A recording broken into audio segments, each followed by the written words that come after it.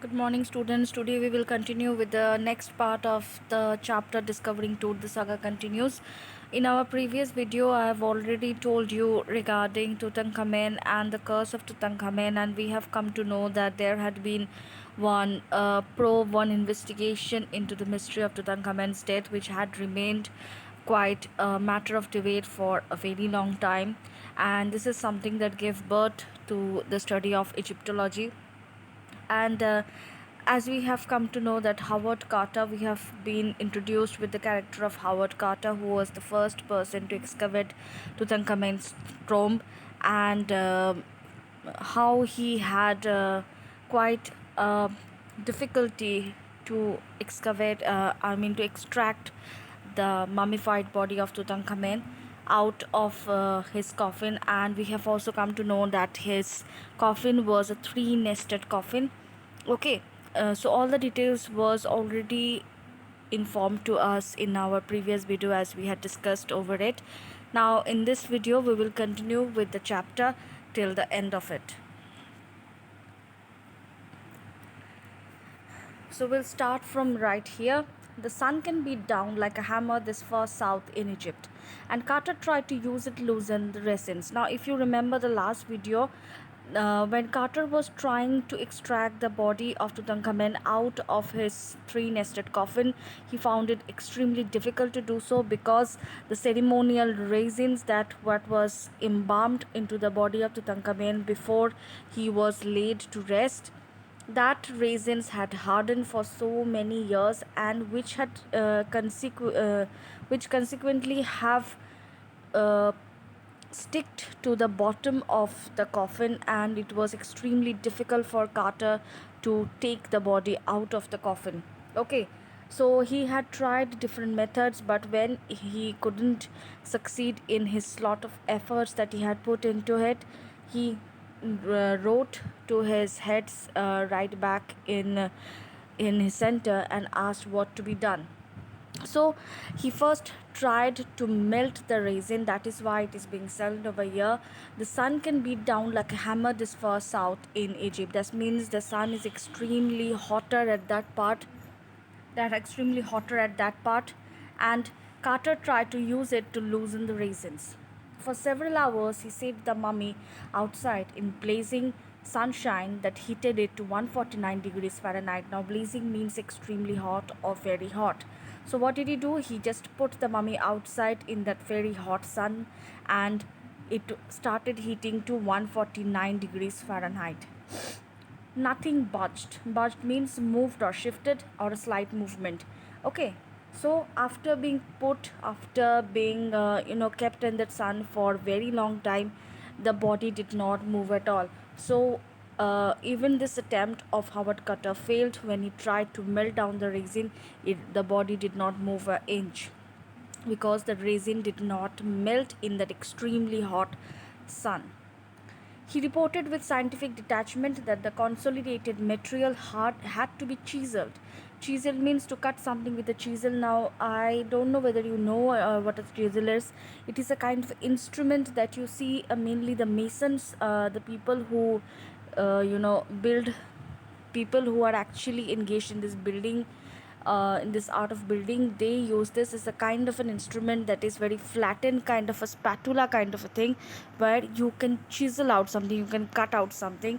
So what he did, Howard Carter reported to his heads right back at his home that he had to chisel away, cut away the body of Tutankhamun out of the coffin because the extreme hot sun after heating it to 149 degrees Fahrenheit could not melt the resin, and it was the last option for Carter to do it.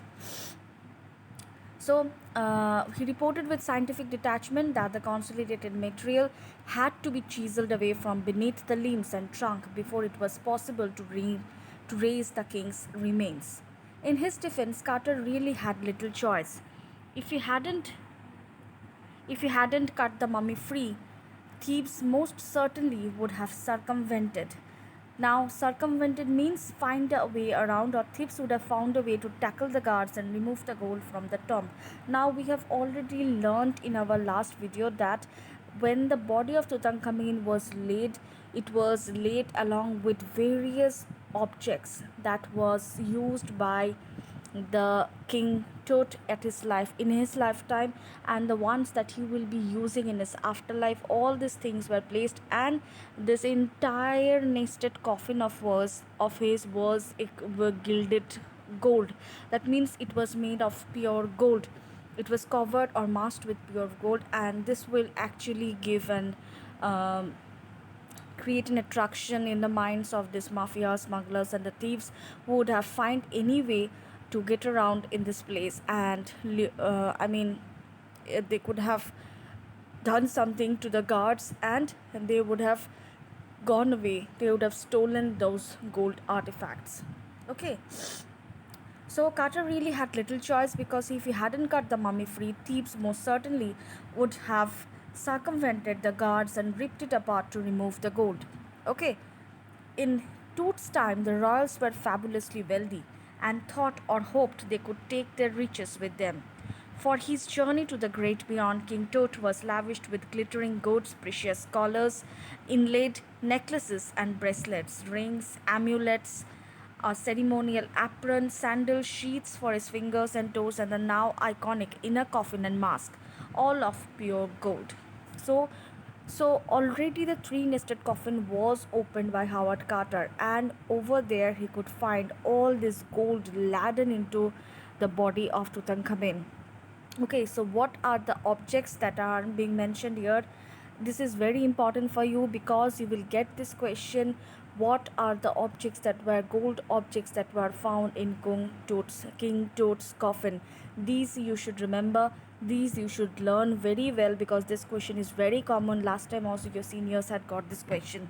Okay, so inlaid necklaces are nothing a decorative pattern on a surface, and amulets is a small piece of jewelry thought to give protection against evil, danger, or disease.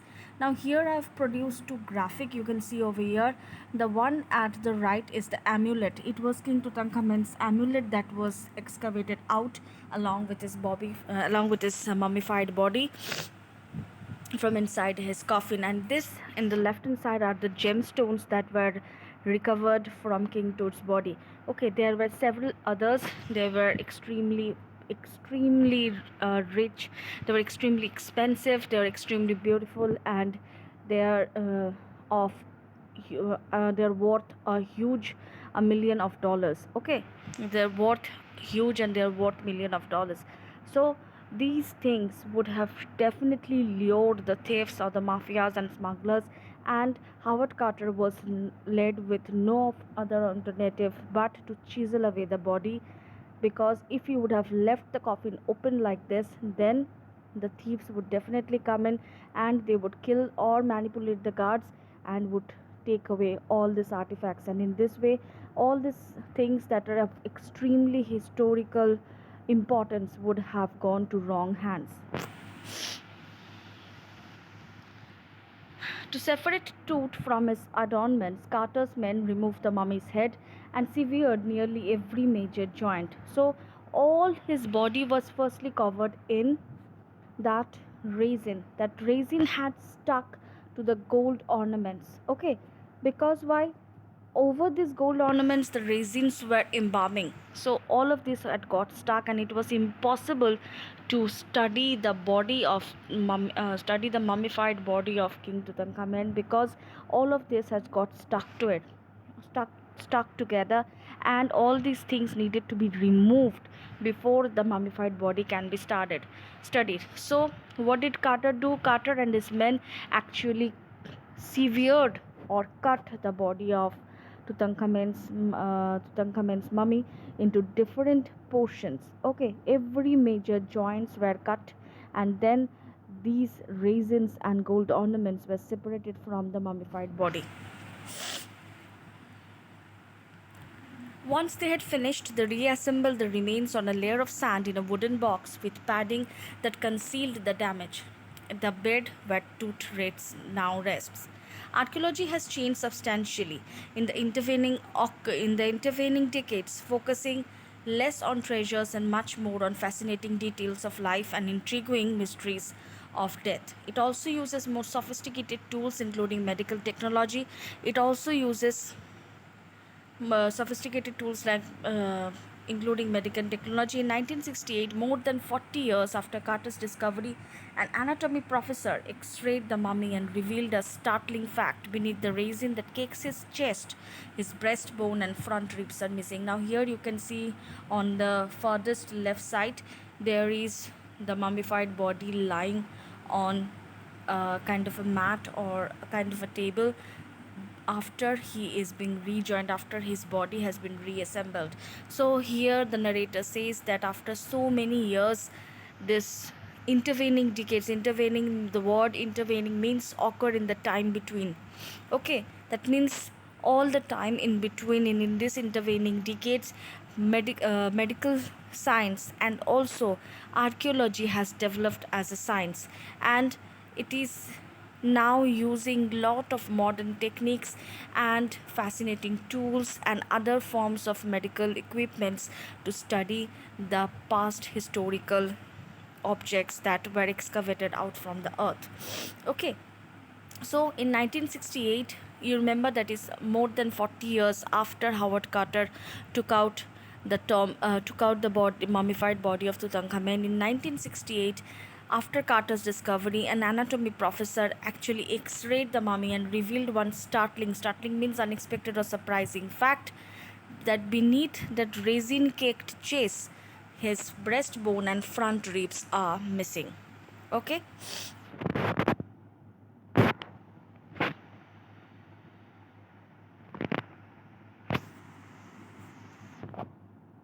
Today, diagnostic imaging can be done with computed tomography, also called a CT scan. It is a three-dimensional scan of a body with the help of hundreds of X-rays in crisscross section together. So, today, diagnostic imaging can be easily done with the form of computed topography, or as we call it, CT scan. Okay, or CT, by which hundreds of X-rays in crisscross sections are put together like slices of bread to create a three-dimensional virtual body. What more would a CT scan reveal of Tote than the X-ray? And could it answer two of the biggest questions still lingering about him? How did he die, and how old was he at the time of his death? So we had already discussed before that the reason of the untimely death of this young boyish pharaoh had been a matter of debate for centuries right now, and people had been studying, coming up with lots of theories that stand rejected at one point or another. So the narrator says that with today's diagnostic equipments that we have in hand, mainly like the computed tomography or the CT scan, by that can the mysteries unfold, that whether uh, Tutankhamen died due to his illness, or he was murdered, or he committed suicide, or rather what was the reason of his death and at what time did he die.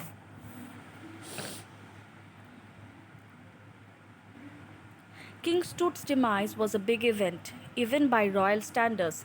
He was the last of his family line, and his funeral was the death rattle of a dynasty. The meaning of death rattle is the gargling sound produced in the throat of a person who is about to die. But the particulars of his passing away and its aftermath are unclear. So, King Tutankhamen was the last person of his family to die, and his funeral was as the death rattle of the dynasty. But the particulars of his passing away, again, the question is raised by the narrator over here, that why and how did Tutankhamen die such an untimely death is still a mystery that remains to be unraveled. Okay, now in the next paragraph onward, you are given one family history of Tutankhamen. I've already discussed it before. Over here, the narrator himself reveals kind of theories that are available worldwide regarding who is Tutankhamen. Okay, now, the first thing that is written over here is Amenhotep III, Tut's father or grandfather. So, there is one controversy whether Amenhotep III is the father or the grandfather, but he is someone, his predecessor in his line. Okay, was a powerful pharaoh who ruled for almost 4 decades at the height of 18th dynasty's golden age. Here I have given you one picture of Amenhotep III. This is actually the mummified body's coffin's picture. I mean the picture of the mask of his coffin. Over here there are no other images available in internet or anywhere of this Amenhotep III. This is the only mask that is available, and its picture is circulated throughout the internet. If you go and search in Google, you will definitely find it. So this is Amenhotep III. Okay, and he was one of the most powerful rulers who have ruled for almost 4 decades at the height of 18th dynasty's golden age. His son Amenhotep IV succeeded him and initiated one of the strangest period in the history of ancient Egypt. The new pharaoh promoted to worship of the Aten, the sun disk. So, who is Aten? Aten is the sun disk. You remember last time when I was discussing regarding the life story of Tutankhamen. Tutankhamen was actually known as Tutankhaten. As if you go back to the last video, you'll see over there. I've told you already, because he had represented himself as the living image of Aten. Aten is the sun disk. Sun disk, that is mean the sun god. So the people of ancient Egypt used to worship the sun, and they used to call him as Aten. Okay, so the new pharaoh, he promoted the worship of Aten or the sun disk, and he changed his name to Akhenaten. So there you see that I've given you one picture of Akhenaten. He is the successor of Amenhotep III and is known as Amenhotep IV. Was known as Amenhotep IV, but from Amenhotep IV he had changed his name to Akhenaten or servant of Aten, and moved the religious capital from the old city of Thebes to the new city of Akhenaten, as known as Amarna. He further shocked the country by attacking Amun, a major god, smashing his images and closing his temples. So, here I've given you one picture of the god Amun, who is one god of the ancient Egyptians. And what Akhenaten did, he smashed and destroyed all the temples of Amun throughout Egypt, and he shifted his capital from the old city of Thebes to another place that he named as Amarna. It must have been a horrific time, said Ray Johnson, director of the University of Chicago's Research Center in Luxor, the site of ancient Thebes. So, this person, Ray Johnson, he was one of the major Egyptologists who was studying about this Egyptian pharaohs and their life and their rule over the kingdom. Thebes is the capital of the ancient Egyptian dynasties, and studying over there, Ray Johnson, the person, the scientist, he had commented that it has been a horrific time because Akhenaten was a tyrannical ruler. He had smashed and destroyed the god, and he had started practicing the worship of another god. The family that had ruled for centuries was coming to an end, and then Akhenaten went a little wacky. Okay, wacky means amusing in a slightly odd way. So Akhenaten kind of went crazy and started destroying all the temples of Amun, did some major changes in the entire ancient Egyptian kingdom, and came up with his new name from Amenhotep IV to Akhenaten. After Akhenaten's death, a mysterious ruler named Smenkhare appeared briefly and exceeded with hardly a trace. And then a very young Tutankhaten took the throne. See, here you can again see the relevance of Tutankhaten. He was known as Tutankhaten, and later he had changed his name to Tutankhamun. King Tut, as he is widely known today, the boy king soon changed his name to Tutankhamun, or living image of Amun, and oversaw a restoration of the old ways. So, as we saw in the last paragraph, that Tutankhaten had destroyed all the worshipping places of Amun. Tutankhamun actually restored back the practices, and he started worshipping Amun and named himself the living image of Amun. He named himself the living image of Amun, and from Tutankhaten he named himself Tutankhamun. He reigned for about 9 years and then died unexpectedly. So the narrator ends the observation right here saying that yes, Tutankhamen had ruled for relatively 9 long years and then suddenly died mysteriously. Okay,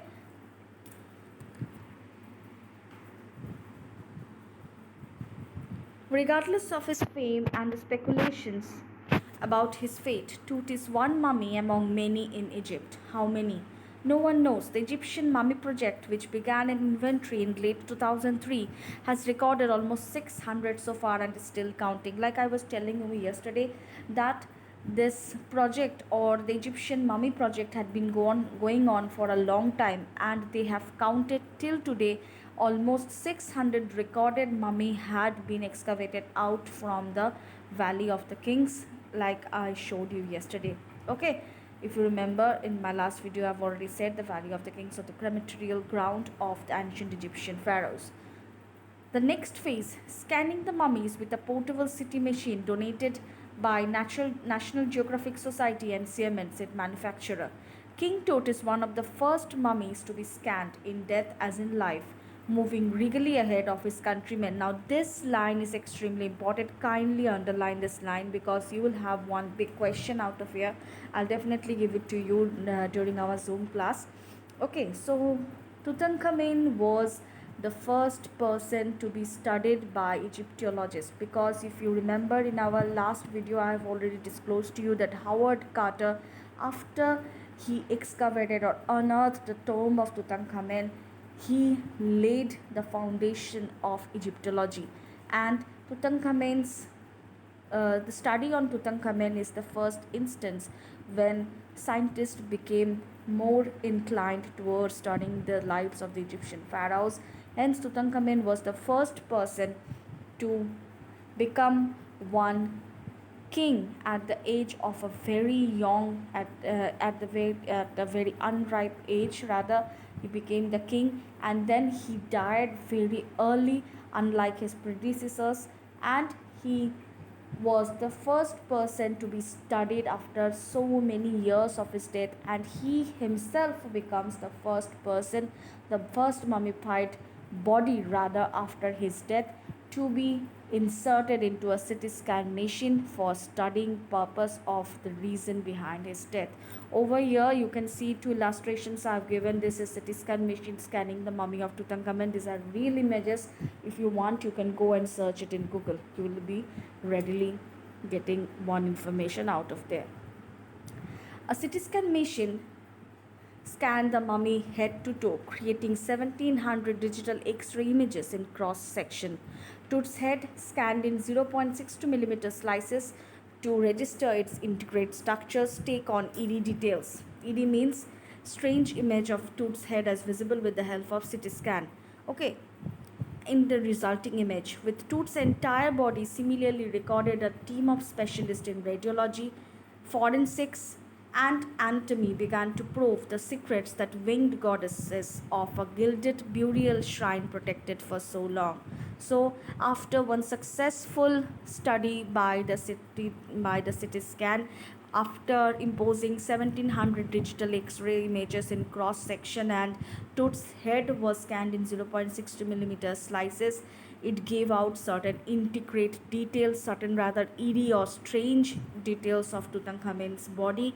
And the team of specialists in radiology, forensics is the application of the scientific method to investigate a crime, and anatomy is the branch of a science which deals with bodily structure of human, animals, or other living beings. So people who these entire team consisted of people who were experts in radiology, forensics, anatomy, and they began investigating the reason of the untimely death of this young boyish pharaoh who had been, whose mummified body had been guarded by this winged goddess of the gilded burial for such a long time. Okay, the night of the scan, workmen carried Tut from the tomb in box. Like pallbearers, they climbed a ramp and flight of stairs into the swirling sand outside, then rose on a hydraulic lift into the trailer that held the scanner. 20 minutes later, two men emerged, sprinted for an office nearby, and returned with a pair of white plastic fans. The $1 million scanner had quit because of sand in a cooler fan. Curse of the Pharaoh, joked a guard nervously. So, on the night of the scan, two workmen this workman who carried the Tut carried Tooth from the tomb in his box were like pallbearers. Pallbearers are the person who helped to escort a coffin at a funeral, and they climbed a ramp and flight of stairs into the swirling sand outside. Then they rose it on the hydraulic lift with the help of a hydraulic lift. What is a hydraulic lift? A lift that uses a machine to lift or move heavy objects with a pressure. This hydraulic lift was installed over there to remove King Tutankhamun's stone coffin, because it was extremely heavy. It was a three-nested coffin and it was gilded with pure gold, so it was extremely heavy and cannot be moved by any human force. So one hydraulic lift was installed over there to move the object out of the uh, tomb or this burial chamber, and then into the trawler held the scanner. 20 minutes later, two men emerged out of this scanner unit, and they sprinted. Sprinted means they ran at a very high speed for the office nearby, because they needed two white plastic fans, because this $1 million scanner had quit because of sand in cooler fan. Curse of the Pharaoh, joked a guard nervously. So, with the guard over there joked nervously, saying maybe it is the reason for the curse of the Pharaoh.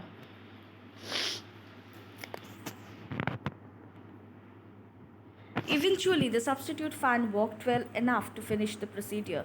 After checking that no data had been lost, the technician turned Toots over to the workman, who carried him back to his tomb. Less than 3 hours after, he was removed from his coffin. The pharaoh again rested in peace where the funerary priest had led him so long back. So, after the CT scan procedure was over, the scientist handed over the body of Tutankhamun to the workman, who carried him back into the tomb, and then he was rested into his coffin where the funerary priest had led him back so long ago. Back in the trailer, a technician pulled off astonishing images of Toot on a computer screen. A grey head took shape from a scattering of pixels. A pixel is a single point in a graphic image, and the technician spun and tilted it in every direction. Neck vertebra appeared as clearly as in an anatomy class. Other images revealed a hand, several views of the rib cage, and a transaction of the skull. But for now, the pressure was off. Sitting back in his chair, Jahi Hawass smiled, visibly relieved that nothing had gone seriously wrong. I didn't sleep last night, not for a second, he said. I was so worried, but now I think I will go and sleep. So, after the CT scan machine, the image of Tutankhamun appeared on screen. The technicians who were there, the experts who were there, were actually able to gather and put together the images of Tutankhamun's internal anatomy, and from his head to his skull, then his toes, hands, rib cages, everything started appearing on the computer scheme, and this entire thing was a huge success. But if you see over here, the narrator does not reveal anything about the death, the reason for the death, and the time of death of this boyish pharaoh. Though the CT scan was done for this purpose, but if you see over here, the narrator only describes this entire CT scan process. The answers that came out as a part of this experiment was not